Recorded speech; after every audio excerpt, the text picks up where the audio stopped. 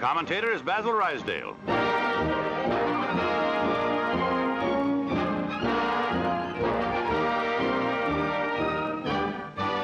A sensational disaster unrevealed during the war.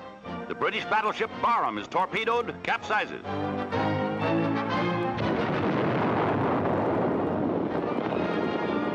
"800 men perish when the magazines explode.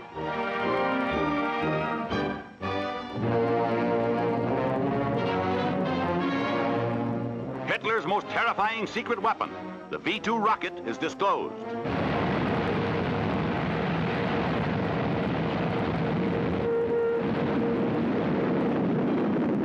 Jet-propelled, the V-2 rises faster and faster until a speed of 50 miles a minute is attained. And no defense against it has been discovered. Another V-2 is launched, a weapon that just 1 year earlier might have changed the entire course of the war.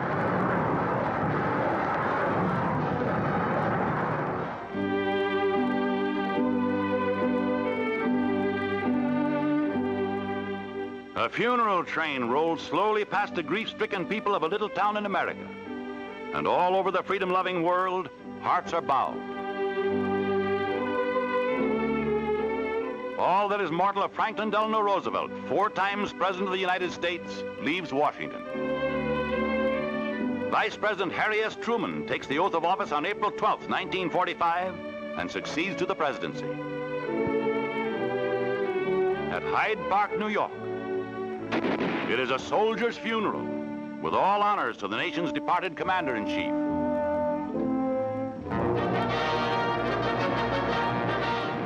The last flaming hours for a doomed city.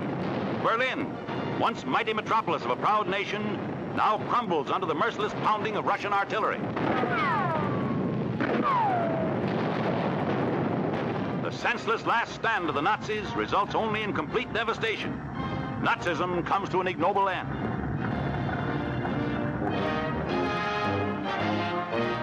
General Dwight D. Eisenhower treasures a gift of the pens the Nazis used in surrendering. In Berlin, Eisenhower arrives to attend a momentous meeting which determines the zones of occupation in Germany. General Montgomery signs for Britain. Zhukov signs the agreement for the Soviets. General Eisenhower signs for the United States.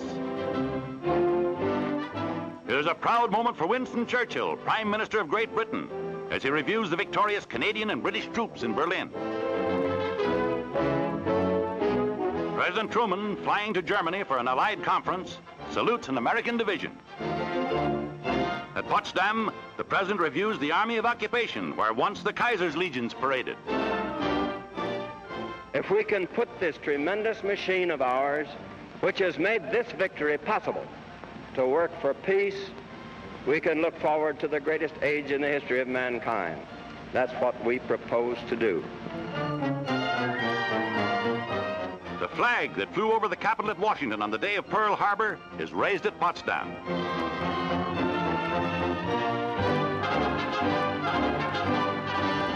Victory echoes across a thankful Europe as Parisians turn out in holiday mood and General de Gaulle pays tribute to the undying spirit of liberty. Holland is liberated by Canadian armies amidst wild rejoicing. Not even joy over liberation can shake their determination to mete out swift justice.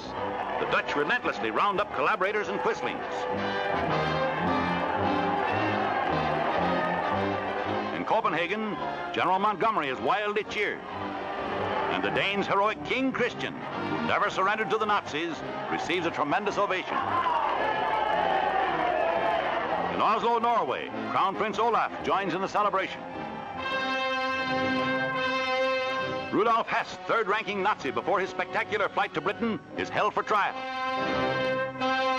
Field Marshal Hermann Goering loses his sidearms and all his arrogance when captured by the American Army. Field Marshal von Rundstedt, he advocated the elimination of enemy people by starvation. Marshal Henri Pétain of France is tried in Paris as a traitor, and only his advanced age saves him from a firing squad.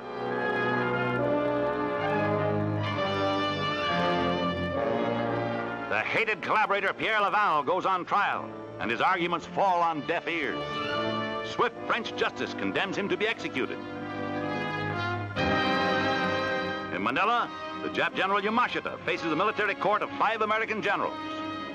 Revolting crimes are charged against him. One of the greatest scenes in American history is filmed on Iwo Jima by a daring cameraman.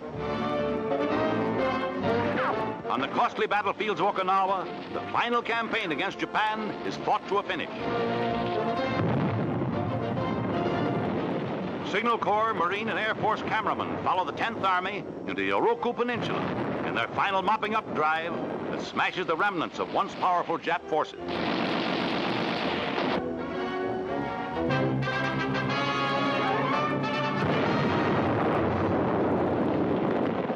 The atomic bomb explodes over Nagasaki, Japan.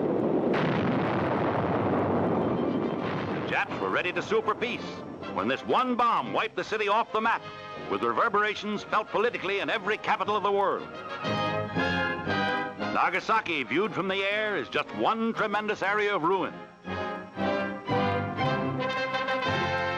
The unconditional surrender of Japan on board the USS Missouri. General MacArthur gives one pen to General Wainwright, the other to Britain's General Percival, an historic moment for all the United Nations.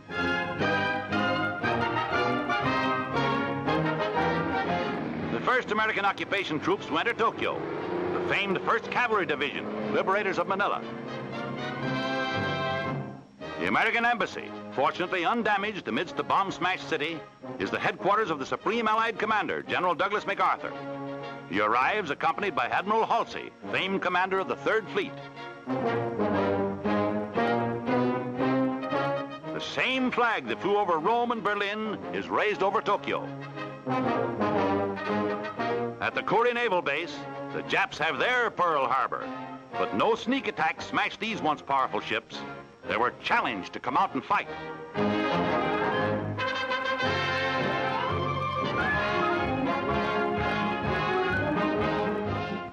VJ Day halts the redeployment of thousands of troops from Europe to the South Pacific, and the greatest American army in history begins a slow process of demobilization. Ships laden with veterans who smashed the German armies in the West pour into East Coast ports.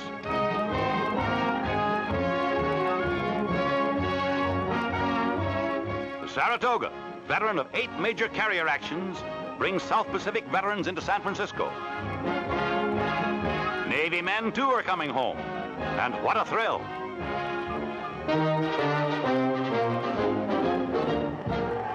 Five million New Yorkers turn out to celebrate Navy Day and cheer President Truman as he passes up Fifth Avenue en route to review the greatest armada of fighting ships ever assembled.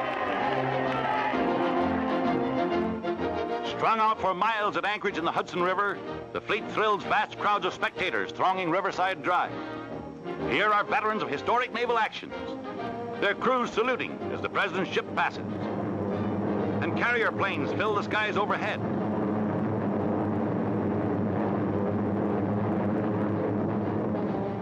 "21 guns from every ship in the fleet is the presidential salute.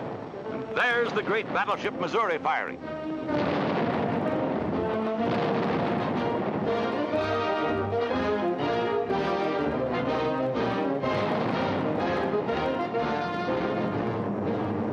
This is the majestic climax to Allied victory on the 7 seas. Battle veterans of the mighty naval forces are home at last from the Atlantic, the Pacific, and all the far-flung fighting areas of the greatest war in history.